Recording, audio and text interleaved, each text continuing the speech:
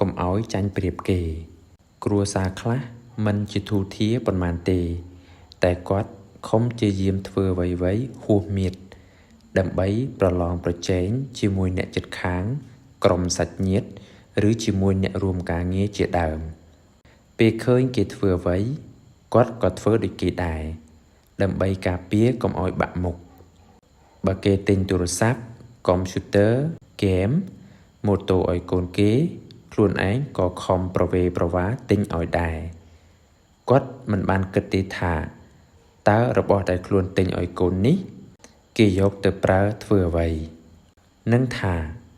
តើដើម្បីផលប្រយោជន៍អ្វីខ្លះនោះទេតាមពិតគឺគ្រាន់តែធ្វើយ៉ាងណា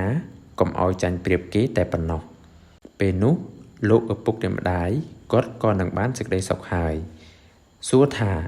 តើការចាញ់ឈ្នះនេះអ្នកណាជាអ្នកចង់កុំធ្វើឲ្យលំបាកដល់ខ្លួនឯងព្រោះតែចង់ឈ្នះត្រូវប៉ាន់ប្រមាណសមត្ថភាពខ្លួនឯងមិនគួរប្រញាប់ឲ្យកូនប្រើរបស់អ្វីដែលមិនទាន់ចាំបាច់នោះទេ